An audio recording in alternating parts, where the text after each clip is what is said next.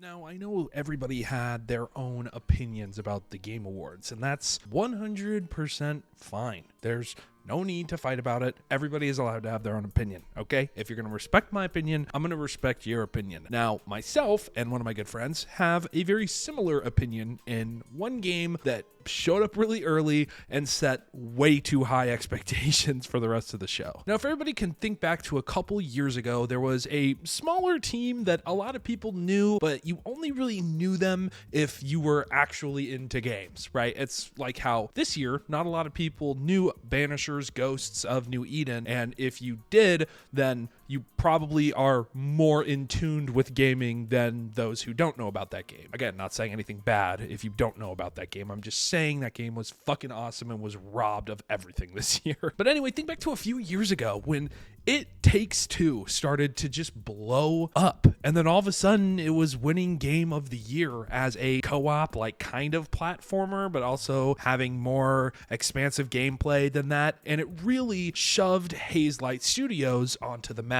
even more than they already were. Now, It Takes Two was not my first Hazelight Studio Hazelight. I said fucking Hazelight. It was my first like real venture into this studio's forte. I had played their games before, but It Takes Two was definitely the one I played the most. I actually played it twice with two different people. Really good friend of mine and another really good friend of mine, and both males, by the way, which was fucking hilarious. But when the founder, or is he the head, whoever he is, one of the coolest fucking dudes from Hazelight Studios, showed up at the Game Awards and instantly started swearing, I knew they were going to drop some heat on us. And again, they should have saved this, because this would have been such a jolt of energy like 90% of the way into this show. He got on stage and Hazelight Studios presented us with the announcement, reveal, and launch date announcement trailer for their newest game, Split Fiction. Now, I'm going to be playing the trailer in this video, but you really need to go watch this thing on your own. This game looks amazing. Not only did they show it off and then reveal that this game is coming in March of 2025, which is one of, if not the earliest game that we know of, probably in like the top 10 of the earliest games coming out next year. It also got a little bit of a deep dive. We got a look at how levels are going to progress, how everything is set up. We got like a narrative look of the game.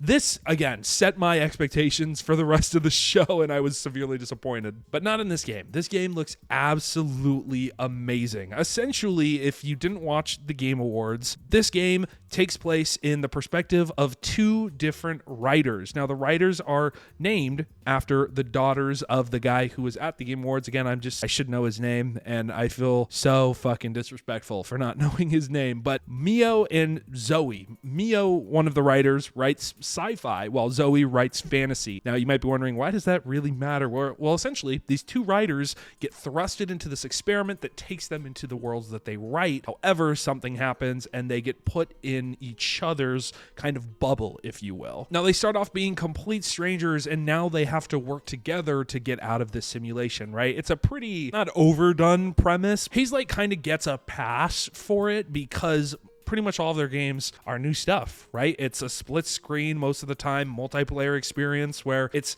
by definition co-op. Like, you literally have to work together or you will not be able to beat the game. Now, you're going to be able to essentially, you have to, hold on, that didn't make sense. So to get through the simulation, Mio and Zoe are going to have to work together to defeat each other's stories. And from what we saw, there's going to be some awesome platforming elements, and it looks like levels are going to evolve as you go. So one of the big examples was this little baby dragon that both of them get to raise that eventually becomes this big badass looking dragon that you would be able to ride. They also showed Metroid-y drone ball that each of the protagonists get to wear as like an exosuit and then use in different ways. Just so cool. Like, it just looks so good. There's a ton of different gameplay elements here, and they're all kind of wound up into this one story that I personally can't wait to play. Now, something that I absolutely love highlighting is, for the most part, if you're playing a Haze Light Studio game, you're able to have what's essentially called a friend pass, meaning that only really one person needs to buy the game, and you can basically gift the other protagonist's perspective to a friend or to whoever you want to play the game with. Now, this game is launching on PS5, Xbox Series X, and PC via Steam, Epic Games Store, and the EA app. Now, I definitely think this game will come to Switch eventually, with the Switch 2, probably in like 5 years from now. Now, there's also been some better news too, that Split Fiction's Friend Pass will also have crossplay, which wasn't something It Takes Two offered. So that means if I'm playing it on my PS5, I can send the Friend Pass over to my friend who's on an Xbox Series X. I absolutely love this. This is a fantastic way of getting more people to play the game. And even the gamerader article talks about how there's not really any news on a Nintendo Switch release, and I'm betting that's because this game is going to be on the Switch too.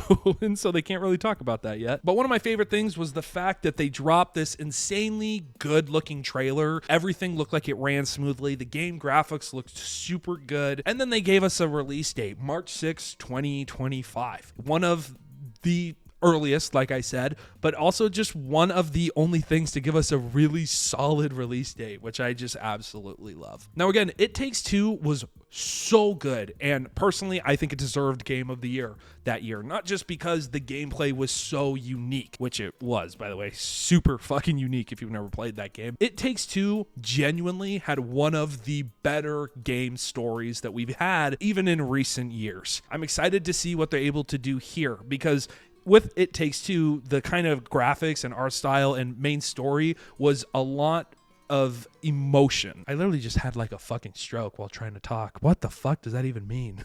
It Takes Two really relied on the characters and you being able to put yourself in the shoes of the characters in this budding relationship that was kind of falling apart and trying to fix it while saving yourself so you could get back to your daughter. I'm excited to see what they do here because it looks like a totally different story approach, which Haze Light,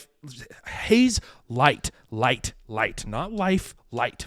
Something that Haze Light Studios seems to just nail every time is their character-driven elements. Even if the gameplay might not be for everybody, the story usually always resonates with people. And this is quickly becoming one of my most anticipated games of next year. So again, if you have not seen the trailer, please go do so. I'm also going to leave this gamerader article in the description down below. It's a little, it's a gaming article, so be wary. But I'm really, really excited to see more of this game. And honestly, I don't even need to see more of this game. I could play this game right now. Or honestly, I could just not know anything about this game until March, and I'm going to probably love it. I'm really, really fucking excited. I love co-op games, man. It just brings me back. Let me know if you watched the trailer and if you're excited for this game, if you have any reservations about this game. From what I can tell, most people are actually just very excited to get their hands on this game because it looks like a game, like a fun video game. I cannot wait for that. Next year is going to be absolutely wallet breaking, so make sure you hit that subscribe button, scroll down, hit that like button, help a boy out here, okay? It's gonna get tough next year. While you're scrolling down to let me know how you feel in the comment section, you're gonna pass a big red subscribe button and a little bell icon. If you enjoyed this video, go ahead and click it, and if not, it's okay. Hopefully you'll be back in the future. And then head down to the comments and let me know your thoughts on this video or this game. I'd love to hear what different people think. If you do have reservations on this game, I'd love to know why. Since I've only really seen positive takes, I would love to hear some things that might be holding you back from it. So far, all I've heard is that they don't have another person to play. So hey, if you don't have somebody else to play this game with, leave it in the comment section, and hopefully you can kind of connect with someone in the comments and you guys can play it together when it comes out. Look at me, I'm playing Wicked the Matchmaker here. With that, this has been Wicked, otherwise known as Nate, otherwise known as Wicked. Fuck it, I don't care. I'll see you guys in the next video. Take care.